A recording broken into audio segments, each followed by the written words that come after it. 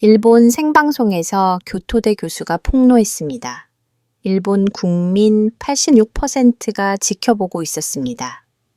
나는 오늘 일본의 적이 되겠습니다. 그는 서류 가방을 열었습니다. 무려 110년 동안 봉인되었던 금기의 문서를 꺼냈습니다. 일본 최고 통치기관이 붉은 글씨로 적어놓은 내용입니다.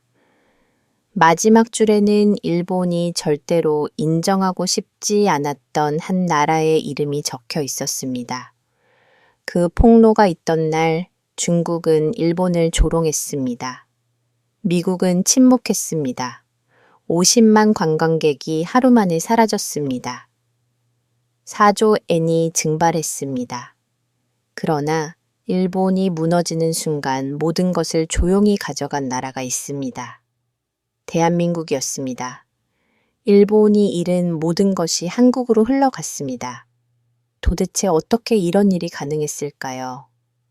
지금 그 충격적인 사건의 전말을 공개합니다. 여러분이 사는 곳을 댓글로 남겨주세요. 다음 영상에서 감사 인사를 전하겠습니다. 일본 만세! 패널들이 미쳐 날뛰었습니다. 총리의 대만 개입 발언에 스튜디오는 들끓었습니다. 박수와 환호가 쏟아졌습니다. 저는 얼어붙었습니다. 손끝이 차가웠습니다. 이 사람들 정신이 있는 것입니까? 이틀 전 센카쿠에서 무슨 일이 있었는지 벌써 잊은 것입니까?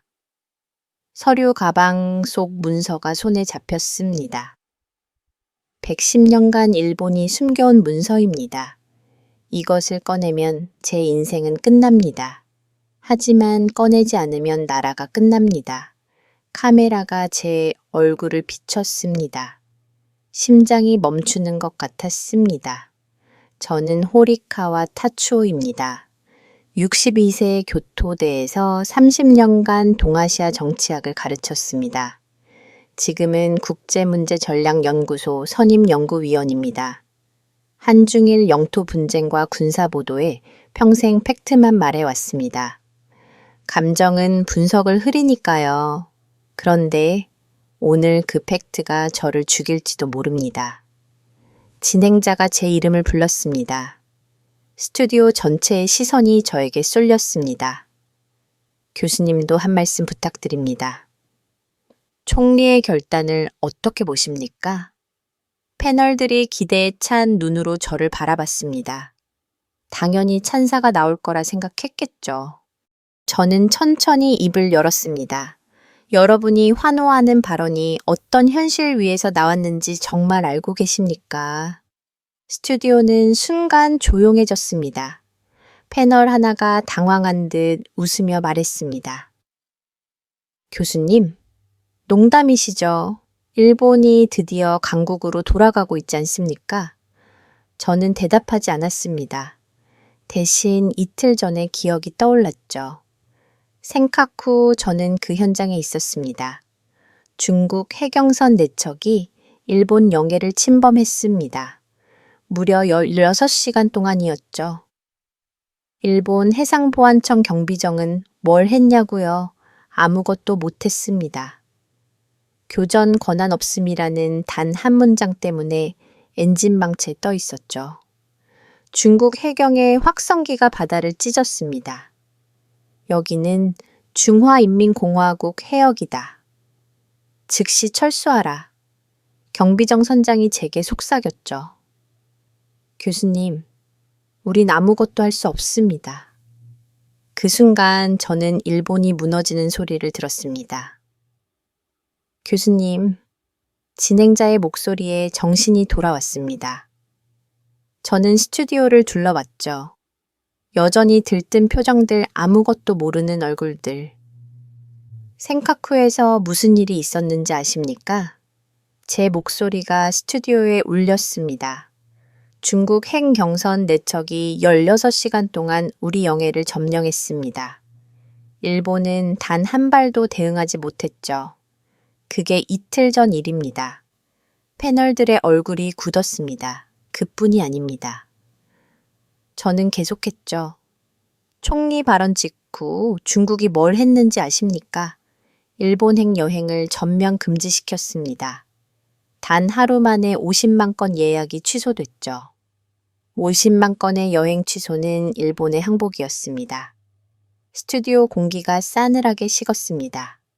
도쿄, 긴자의 백화점들 텅 비었습니다.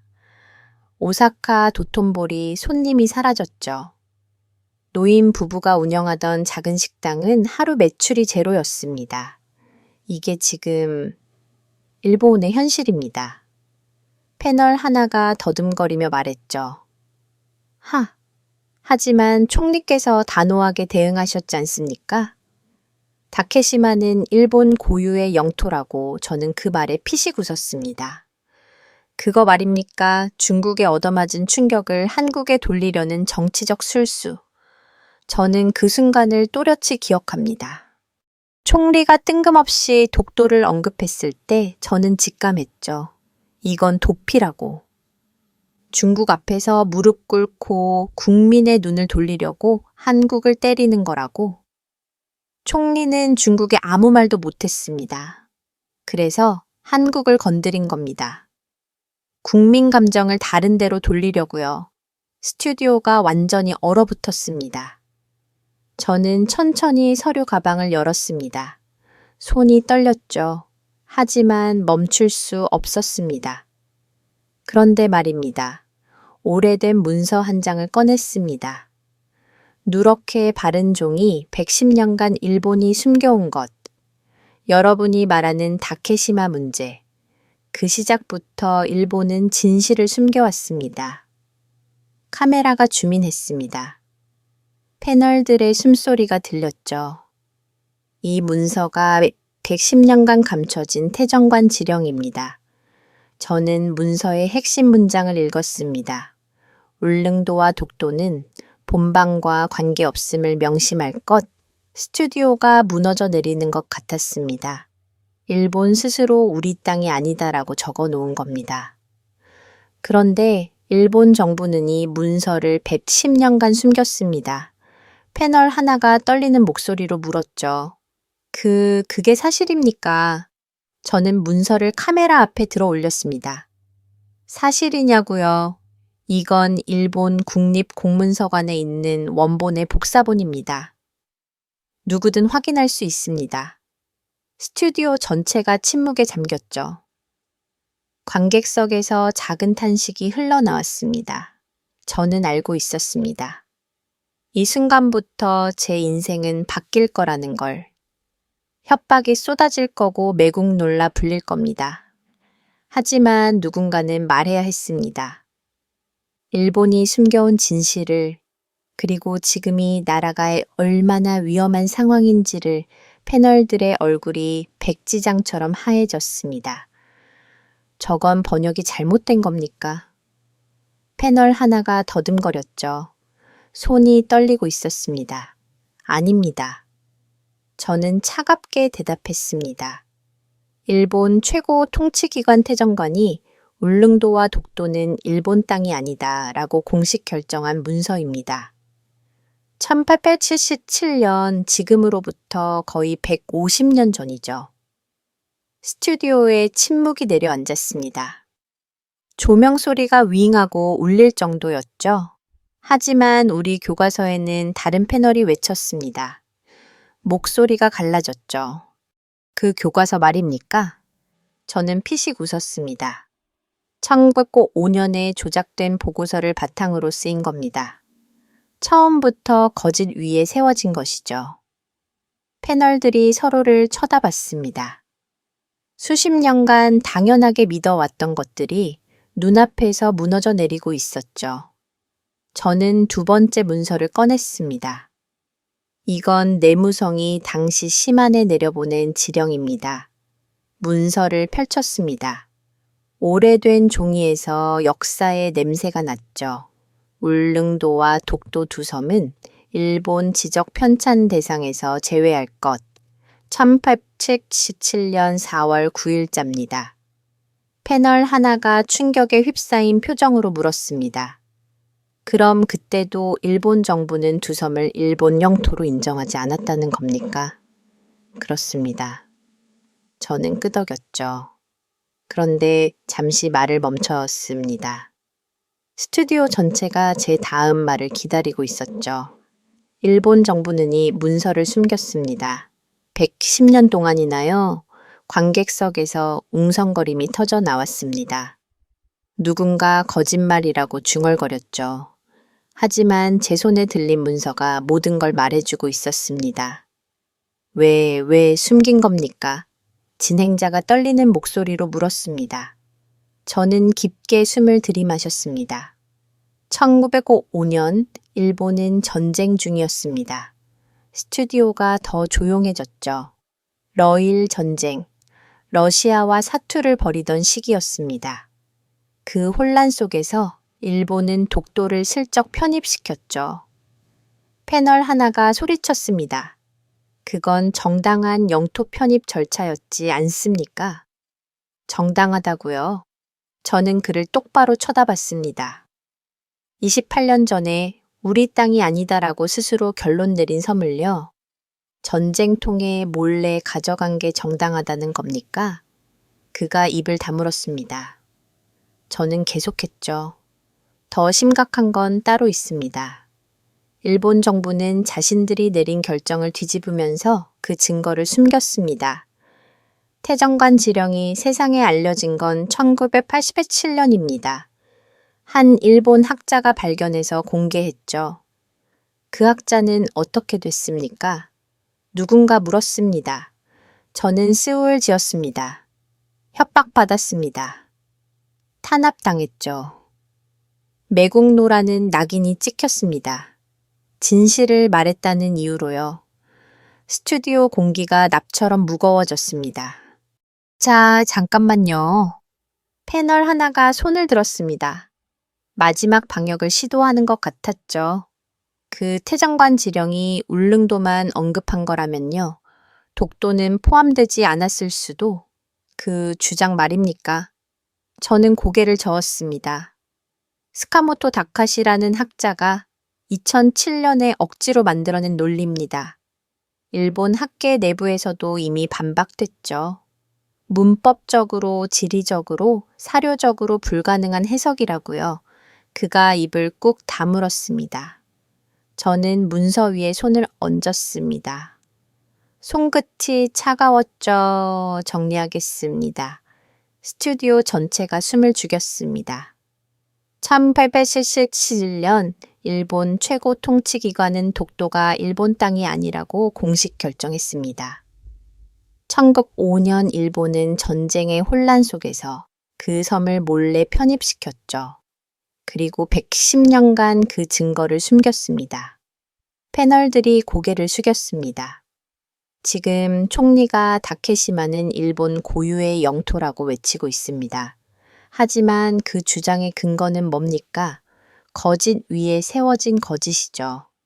진행자가 떨리는 목소리로 물었습니다. 그렇다면 지금 우리가 주장하고 있는 다케시마 영권은 근거가 없습니다. 저는 단호하게 말했습니다. 스튜디오가 완전히 무너져 내리는 것 같았죠. 관객석에서 탄식이 흘러나왔습니다. 패널들은 서로를 쳐다보며 말을 잃었습니다. 더 큰 문제가 있습니다. 저는 목소리를 낮췄습니다. 총리는 왜 갑자기 독도를 언급했을까요? 중국에 밀리니까요. 센카쿠에서 굴욕당하고 경제보복에 속수무책으로 당하니까 국민의 분노를 다른 데로 돌린 겁니다. 패널 하나가 고개를 들었습니다. 그럼 한국을 희생양으로 삼았다는 겁니까? 맞습니다. 저는 끄덕였죠. 중국 앞에서는 한마디도 못하면서 한국한테는 큰 소리 치는 겁니다. 이게 지금 일본 정부의 민낯입니다. 스튜디오에 정막이 흘렀습니다. 저는 카메라를 똑바로 바라봤습니다. 수백만 명이 지켜보고 있다는 걸 알았죠. 일본 국민 여러분, 목소리가 스튜디오에 울렸습니다. 거짓 위에 쌓은 주장은 결국 나라를 무너뜨립니다. 지금 일본은 진실을 직시해야 합니다. 그렇지 않으면 우리는 영원히 과거에 갇히게 될 겁니다. 조명이 제 얼굴을 비쳤습니다. 땀이 흘렀지만 후회는 없었죠. 이제 시작이었습니다.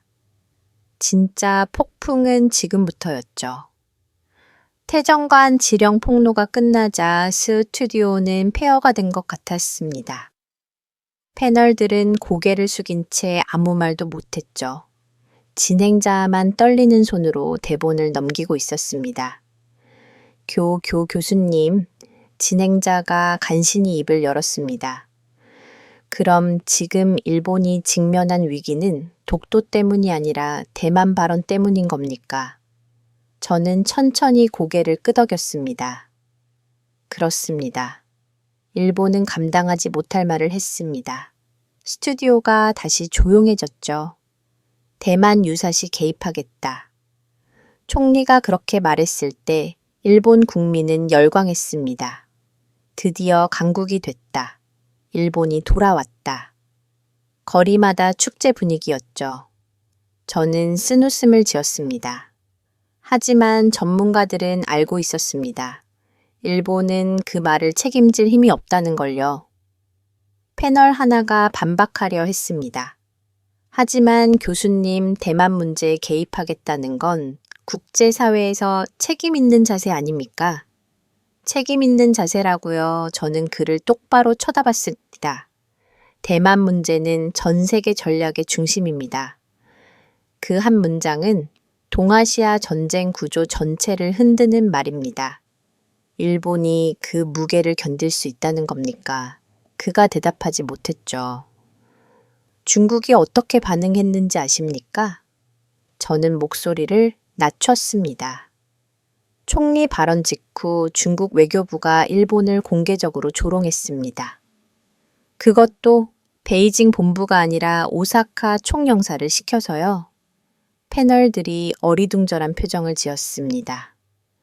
무슨 의미인지 모르시겠습니까? 저는 한숨을 내쉬었습니다. 중국은 일본을 정면으로 상대할 가치조차 없다고 본 겁니다. 지방 영사관에서 처리할 정도의 나라라고요? 이보다 더한 모욕이 있습니까? 스튜디오 공기가엔 얼어붙었죠. 그리고 경제 보복이 시작됐습니다. 저는 계속했습니다. 중국은 일본행 여행을 전면 금지시켰습니다. 단 하루 만에 50만 건 예약이 취소됐죠. 4조엔 손실.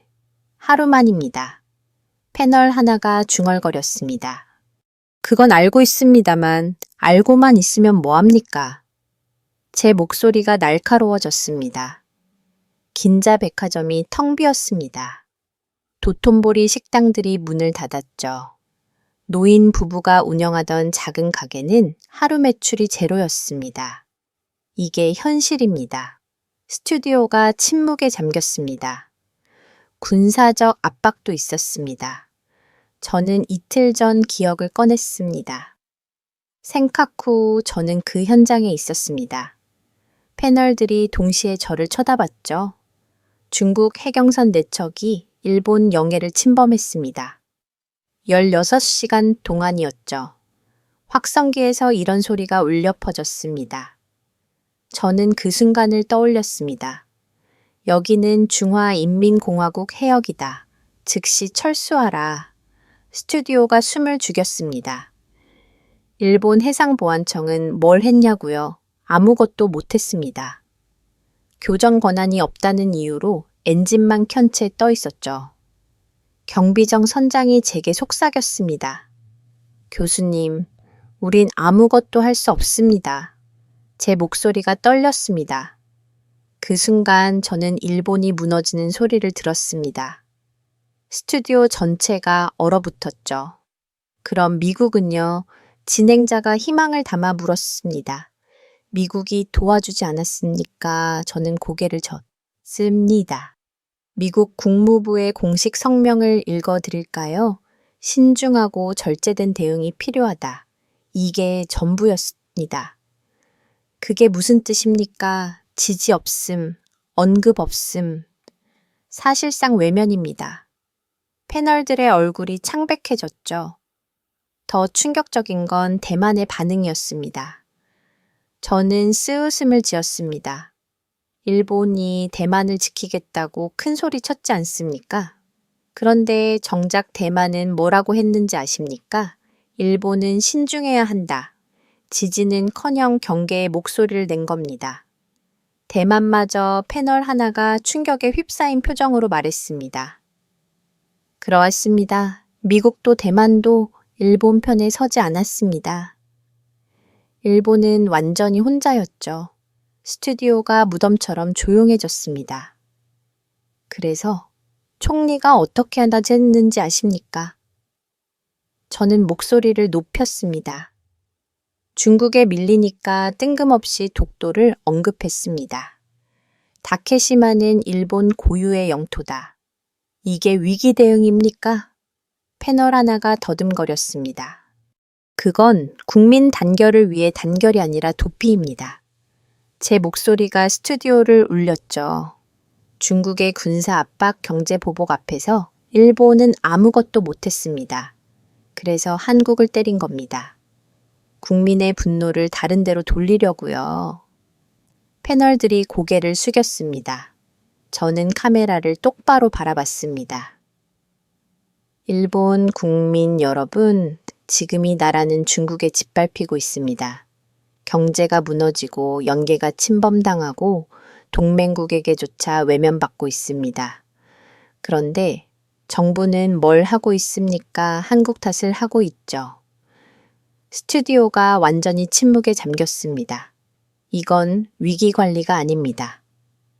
현실 도피입니다. 제 손이 떨렸습니다. 하지만 멈출 수 없었죠. 일본은 지금 진실을 직시해야 합니다. 그렇지 않으면이 나라는 거짓 위에서 무너질 겁니다. 조명이 차갑게 제 얼굴을 비쳤습니다. 방송은 계속되고 있었습니다. 그리고 저는 알았죠. 오늘 밤 제 인생이 완전히 바뀔 거라는 걸. 센카쿠 폭로 태장관 지령, 대만 개입의 후폭풍까지 모든 게 생방송으로 터져나갔습니다. 패널들은 아예 말을 잃었죠. 스튜디오 전체가 폐허처럼 느껴졌습니다. 그때 진행자가 떨리는 목소리로 질문을 던졌습니다. 교수님, 하지만 일본은 중국과 싸워야 하지 않습니까? 지금 상황을 바꿀 수 있는 어떤 우군이 있습니까? 스튜디오의 모든 시선이 저를 향했습니다. 저는 잠시 침묵했습니다. 그리고 천천히 입을 열었죠. 입니다. 패널들의 눈이 커졌습니다. 그러나 일본이 가장 원하지 않는 나라일 겁니다.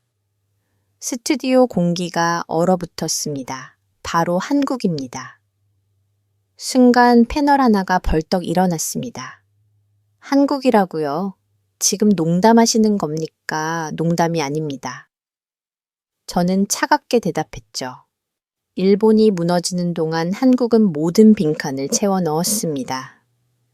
이게 현실입니다. 패널들이 웅성거렸습니다.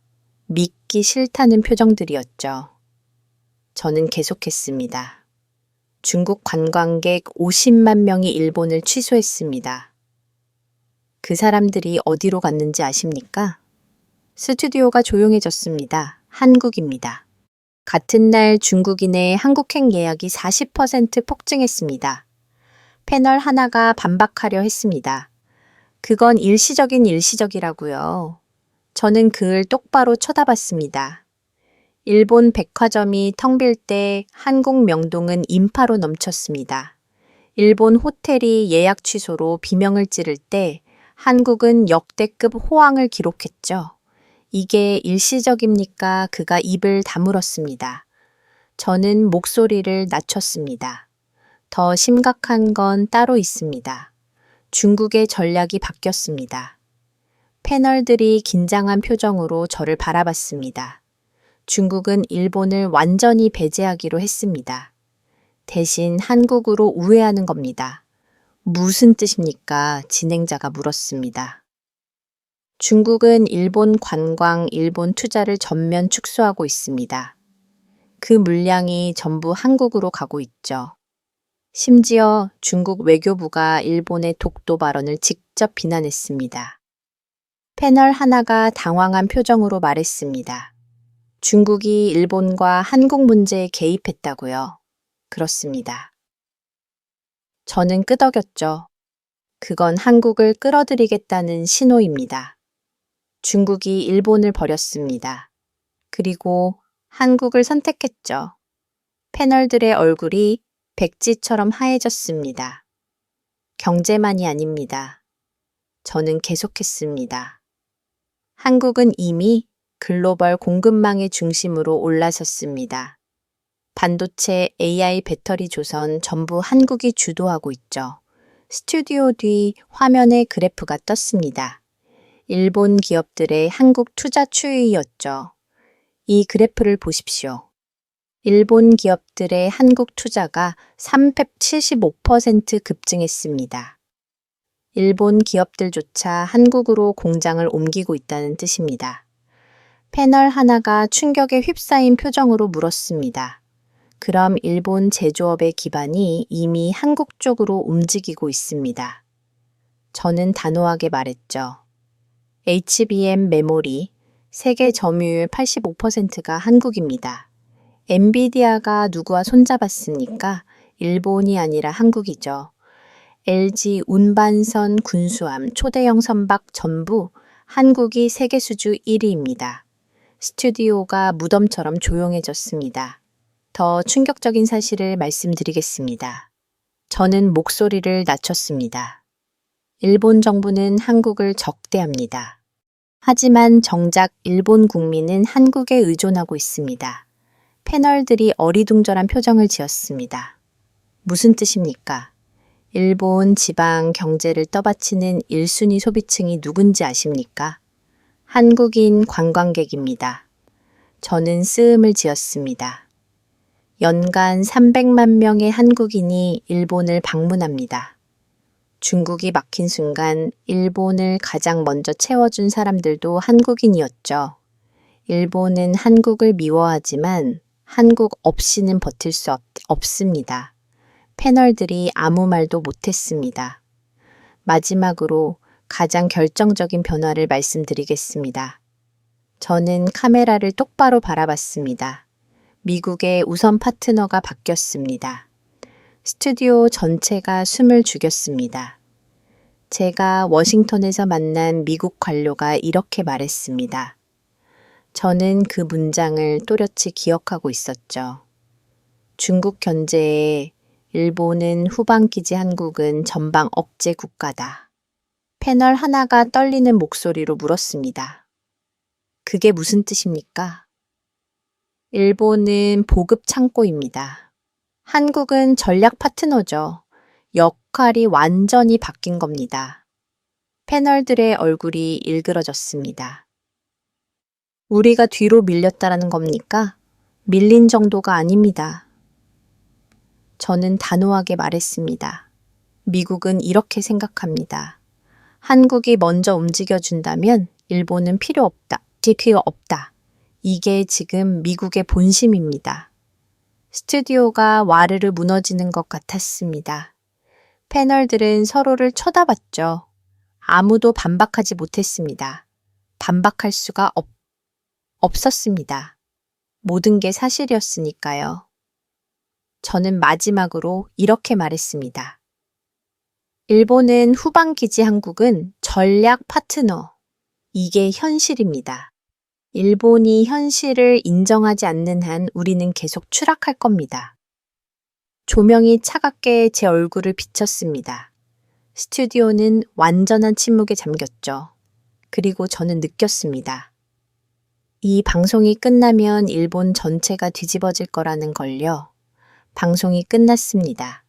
스튜디오 조명이 꺼지자는 그제야 온몸에 힘이 빠지는 걸 느꼈죠. 손이 떨렸습니다. 다리에 힘이 없었습니다. 하지만 후회는 없었죠. 복도로 나오자 제작진이 저를 둘러쌌습니다. 교수님, 괜찮으십니까? 집까지 모셔다 드릴까요? 저는 고개를 저었습니다. 혼자 있고 싶었죠. 집으로 돌아오는 길거리는 조용했습니다.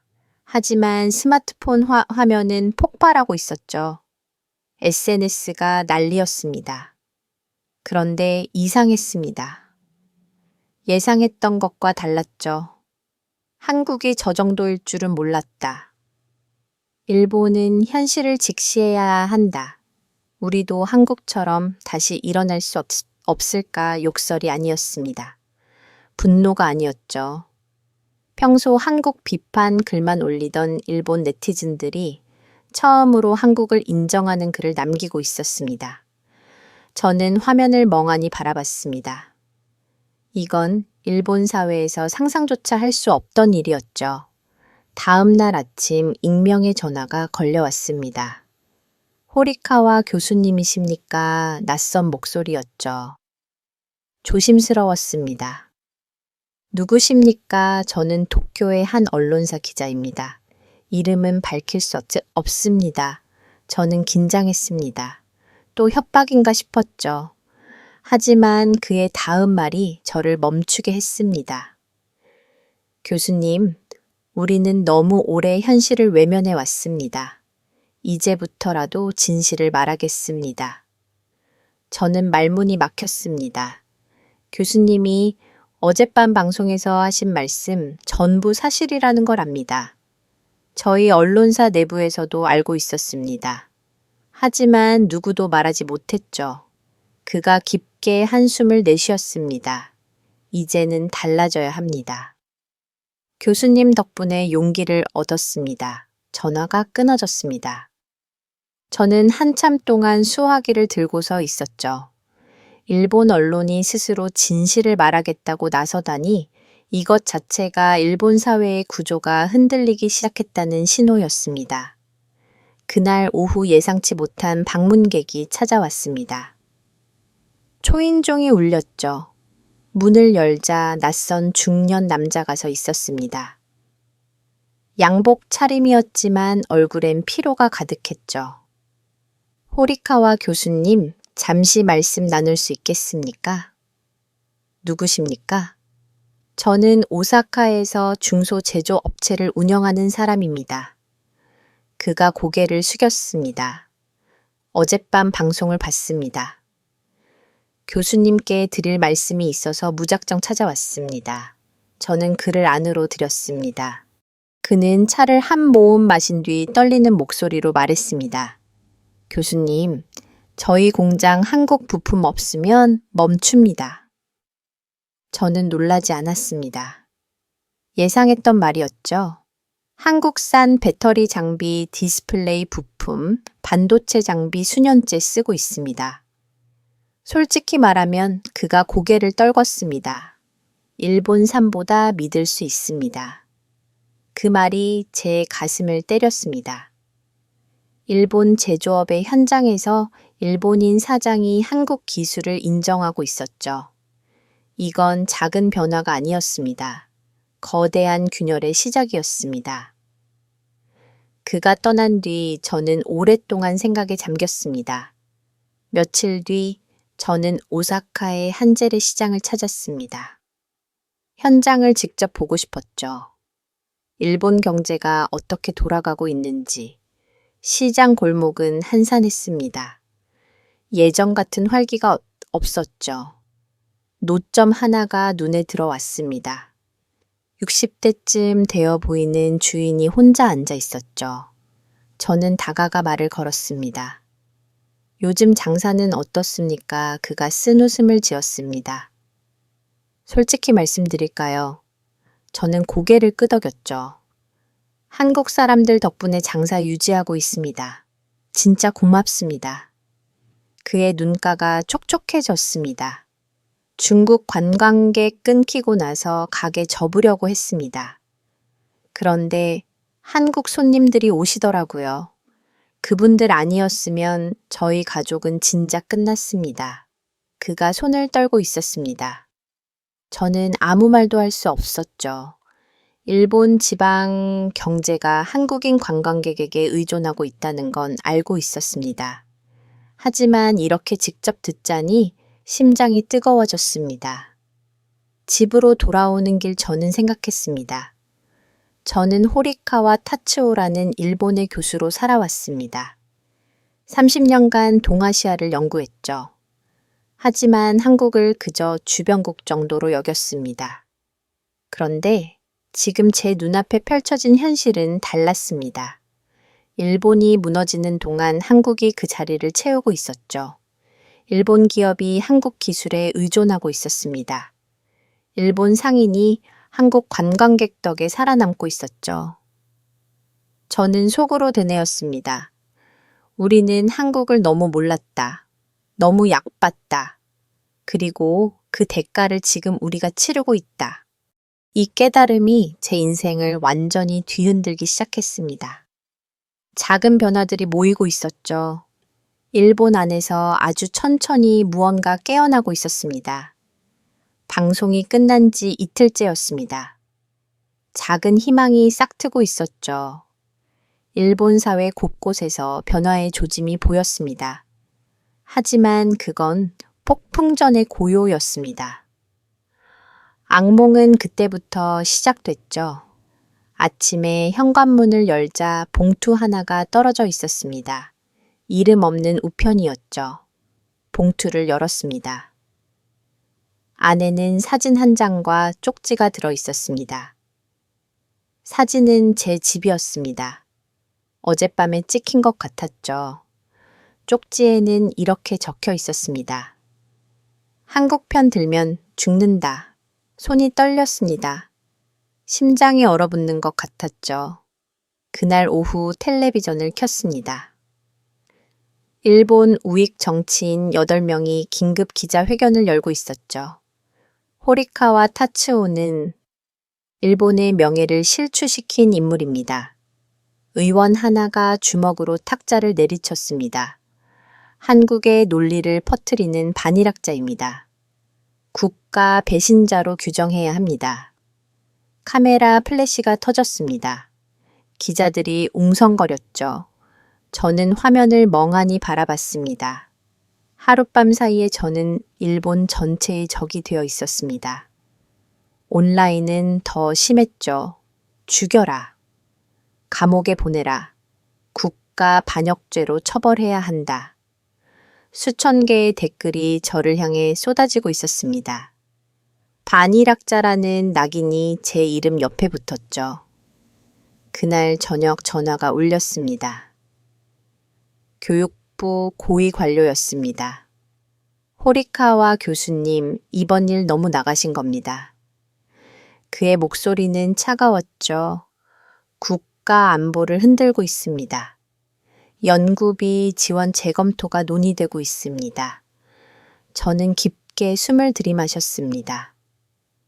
안보를 흔든 건 제가 아닙니다. 110년간 진실을 숨긴 정부입니다.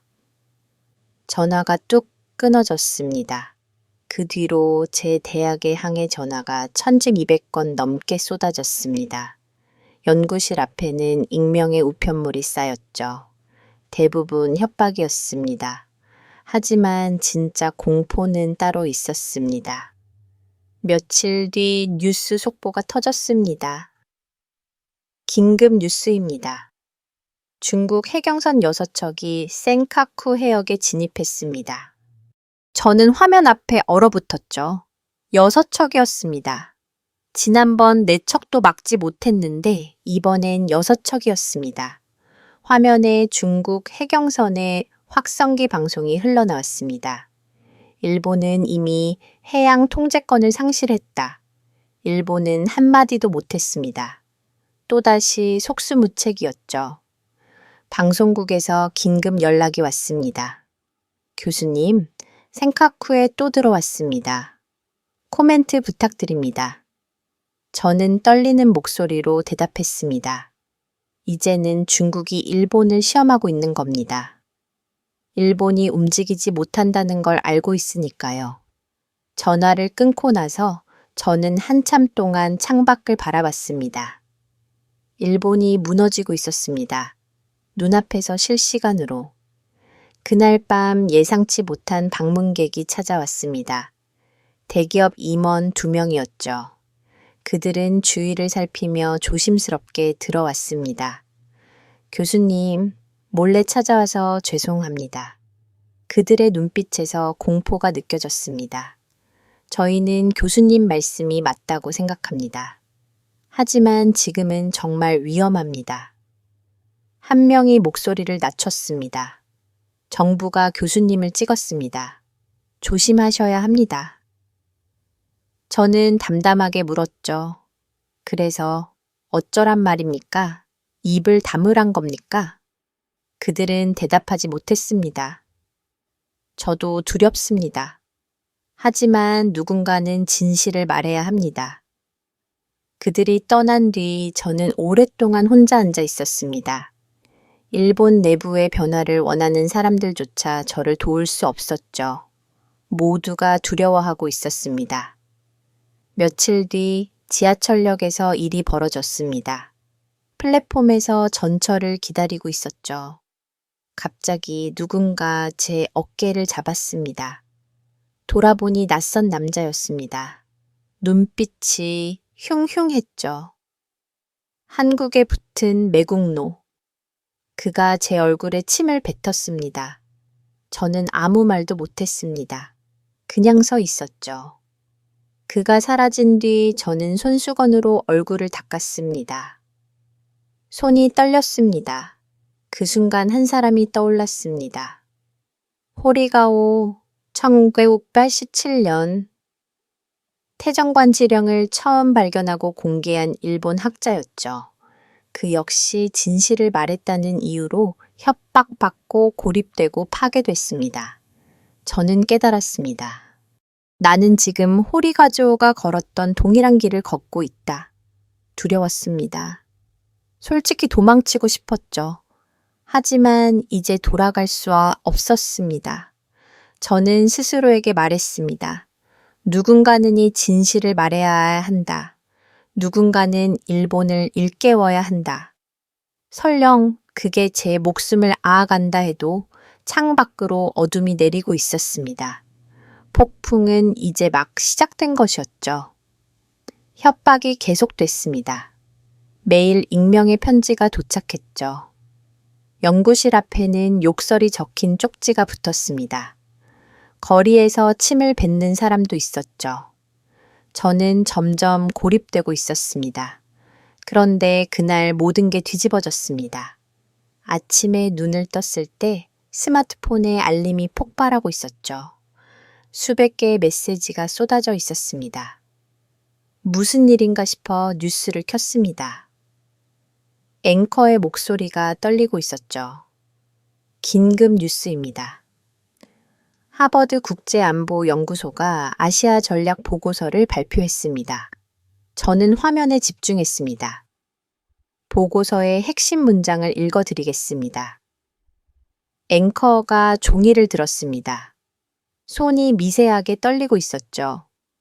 동아시아 안정의 핵심은 일본이 아니라 한국이다. 저는 숨이 멎는 것 같았습니다. 화면이 보고서 원문을 비췄습니다. 거기엔 더 충격적인 문장이 있었죠. 일본은 결정을 실행할 능력이 부족하고 한국은 결정을 실행할 능력이 있다. 일본 전체가 충격에 빠졌습니다.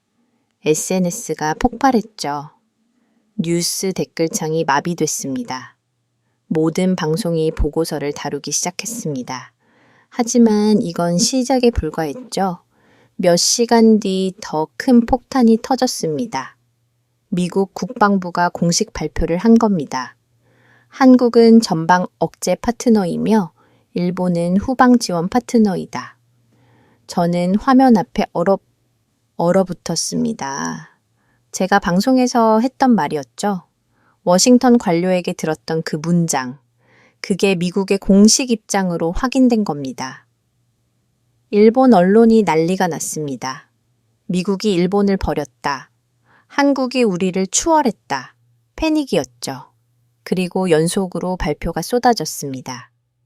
삼성전자, HBM 세계 점유율 85%, SK 하이닉스 엔비디아와 독점 협력 체결, 한국 조선업 초대형 LNG 운반선과 군수함 세계 수주 1위, K산 유럽 14개국 입찰주 한국 관광산업 2024년 아시아 1위, 영국 파이낸셜 타임스 독일, 디벨트 프랑스 르몽드, 세계 주요 언론이 같은 제목을 달았습니다.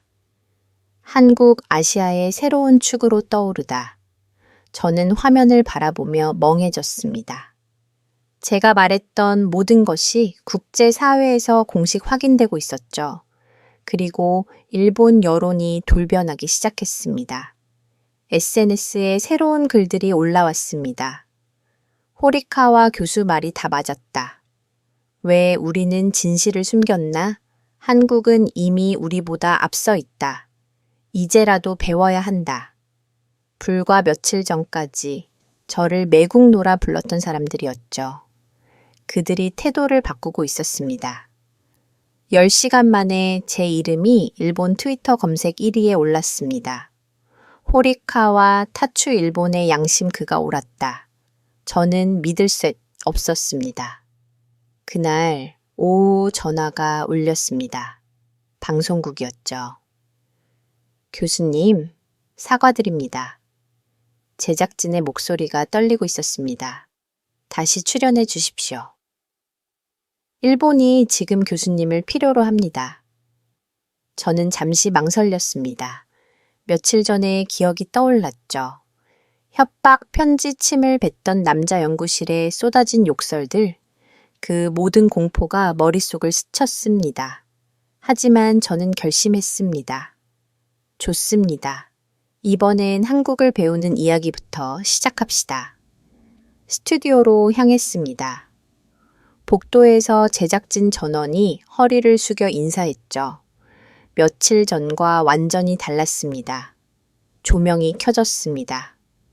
카메라 빨간불이 들어왔죠. 수백만 명이 지켜보고 있었습니다.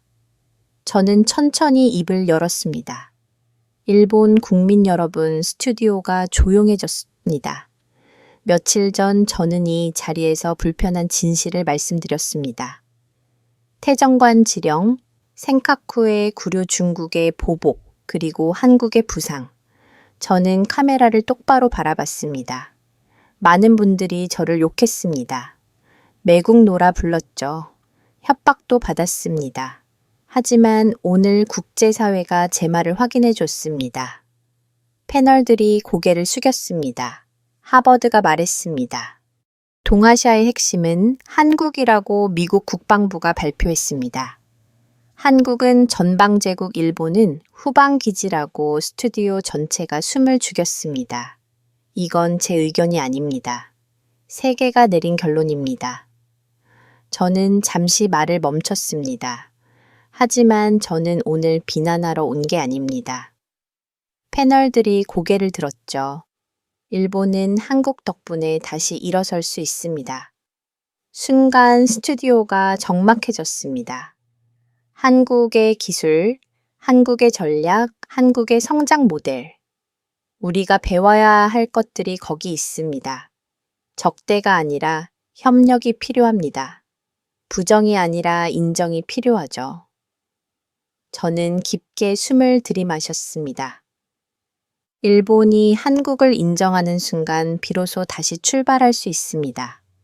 조명이 밝아졌습니다. 그 빛이 마치 일본의 미래가 어둠에서 벗어나는 것처럼 느껴졌죠.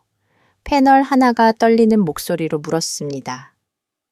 교수님, 정말 가능하겠습니까? 일본이 다시 일어설 수 있겠습니까? 저는 고개를 끄덕였습니다. 가능합니다. 단 조건이 있죠. 스튜디오 전체가 제 다음 말을 기다렸습니다. 진실을 인정해야 합니다. 과거를 숨기지 말아야 합니다. 그리고 한국에서 배워야 합니다. 스튜디오가 완전한 침묵에 잠겼습니다. 그 침묵은 절망의 침묵이 아니었죠. 희망의 침묵이었습니다. 대반전이 시작되고 있었습니다. 제 발언이 방송을 타는 순간 일본뿐 아니라 전 세계가 움직이기 시작했습니다. CNN, BBC, 블룸버그, NHK 월드, 모든 외신이 같은 자막을 내보냈죠. 일본 교수 110년 숨겨진 문서와 한국의 부상을 근거로 일본 체제를 직격하다. 세계는 지금 일본 내부에서 일어나는 변화를 숨죽이며 지켜보고 있었습니다. 그리고 국제사회의 발표가 릴레이처럼 쏟아졌죠. MIT 테크리뷰. AI와 반도체는 한국이 세계 전략축을 이끈다. EU 경제안보위원회 이후에 동아시아 파트너 우선순위 한국, 베트남, 일본 순. 세계은행 2025년부터 2035년까지 동아시아 기술 주도국 한국 단독 1위. 나토 기술위원회. 나토의 동부 확장에 한국 기술이 필수적이다. 저는 화면을 바라보며 가슴이 뜨거워지는 걸 느꼈습니다. 제가 말했던 모든 것이 국제사회의 공식 문서로 확인되고 있었죠. 그날 오후 일본 총리가 긴급 기자회견을 열었습니다. 전 국민이 텔레비전 앞에 모였죠. 저도 화면을 지켜봤습니다.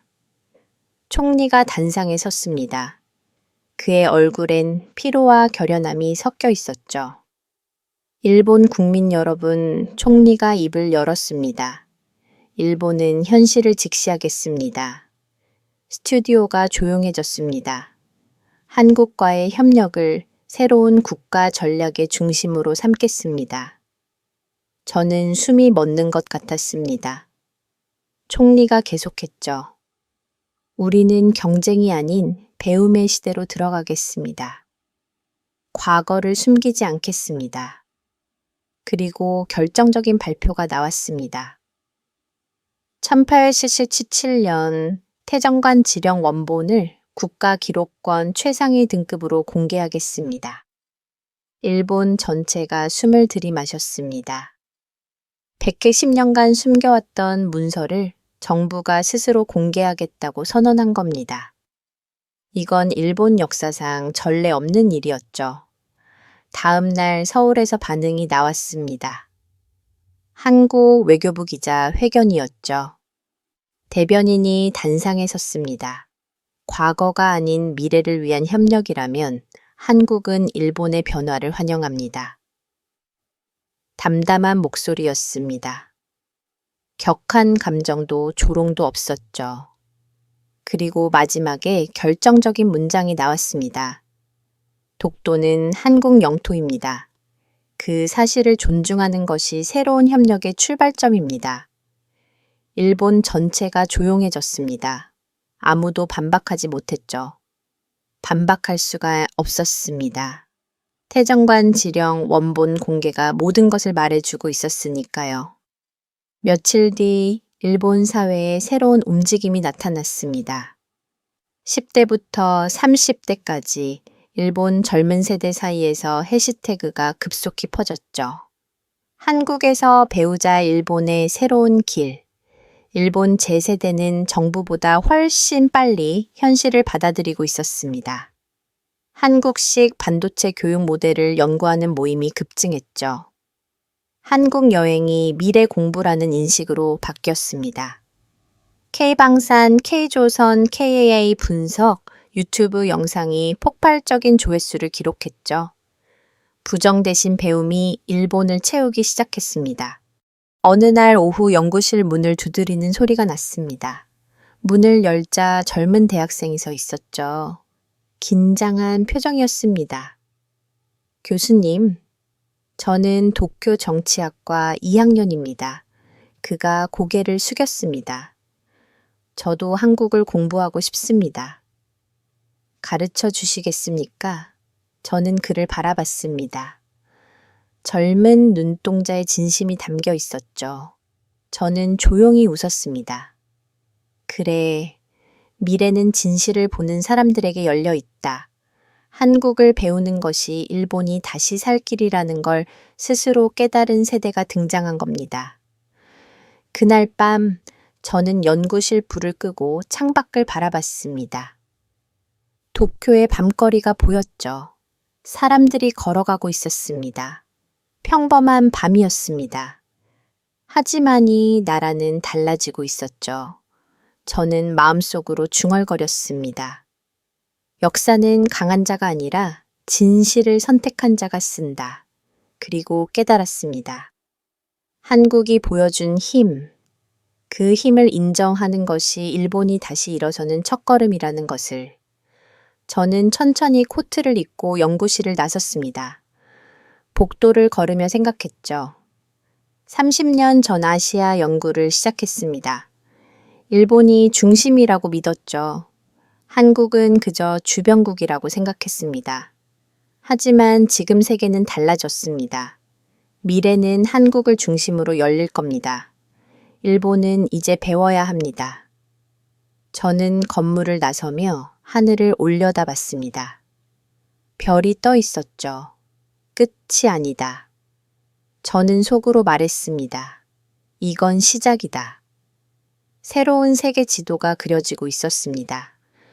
그 중심에 한국이 있었죠. 그리고 일본은 마침내 진실을 선택했습니다. 새벽이었습니다. 저는 도쿄 국립공문서관 앞에서 있었죠. 해가 뜨기 직전 하늘은 파랗고 차갑게 반짝였습니다. 110년 동안 잠들어 있던 그 문서, 태정관 지령, 이제는 숨겨진 채가 아니라 국가가 공식적으로 공개한 사실이 되었습니다. 문서관 입구에 사람들이 줄을 서 있었죠. 이른 새벽인데도 수백 명이 모여 있었습니다. 그들은 조용히 속삭였습니다. 보러 가자. 일본이 잃어버린 진실을. 저는 그 모습을 바라보며 느꼈습니다. 이날은 일본이 처음으로 진실을 인정한 날이었죠. 그날 오전 문부 과학성이 긴급 발표를 했습니다. 1817년 태정관 지령을 근거로 역사 교과서에 독도 관련 표기를 수정합니다. 저는 텔레비전 앞에 얼어붙었습니다. 울릉도와 독도는 일본 영토가 아님을 명확히 기술합니다. 일본 전역이 충격에 휩싸였죠. 스튜디오에서 함께 방송했던 패널들도 화면에 나왔습니다. 그들의 표정은 숙연했죠. 드디어 일본이 현실을 적었습니다. 150년간 이어진 논쟁이 끝나는 순간이었습니다. 그날 오후 서울에서 반응이 나왔습니다. 한국 외교부 청사에서 발표문이 나왔죠. 단 2문장이었습니다. 진실을 인정한 일본의 결정을 존중합니다. 미래의 협력을 확대하겠습니다. 격한 감정도 없었습니다. 조롱도 없었죠. 그냥 단단하고 품격 있는 문장이었습니다. 일본인들은 오히려 더 큰 충격을 받았습니다. 승자의 여유였죠. 한국은 이겼다고 외치지 않았습니다. 그냥 담담하게 미래를 말했죠. 저는 그 발표문을 읽으며 생각했습니다. 이게 진정한 강국의 모습이구나. 국제사회도 움직였습니다. 미국 국방부가 동맹 협력 문건을 수정했죠. 동북아 전략축 한국 일본순. 처음으로 한국이 일본보다 앞에 명시됐습니다. 이유는 경제안보 문서에서 한국을 전략 파트너 1순위로 격상했죠. 나토 기술위원회는 이렇게 발표했습니다. 동아시아 유일의 핵심 기술 파트너 한국. 세계가 공식적으로 한국의 위상을 인정하는 순간이었습니다. 며칠 뒤 예상치 못한 소식이 들려왔습니다. 한국의 반도체 클러스터 조선소 방산시 해염장 AI 교육센터에 일본 학생들의 견학 신청이 폭주하고 있다는 뉴스였죠. 한국 관계자가 인터뷰에서 말했습니다. 이 정도 관심은 처음입니다. 매일 수백 건의 신청이 들어오고 있습니다. 화면에 일본 학생들이 나왔습니다. 그들은 눈을 반짝이며 말했죠. 여기서 배워야 일본이 다시 일어설 수 있습니다. 저는 화면을 보며 가슴이 뭉클해졌습니다. 젊은 세대가 변하고 있었죠. 부정이 아닌 배움을 선택하고 있었습니다. 어느 날 오후 연구실에 방문객이 찾아왔습니다.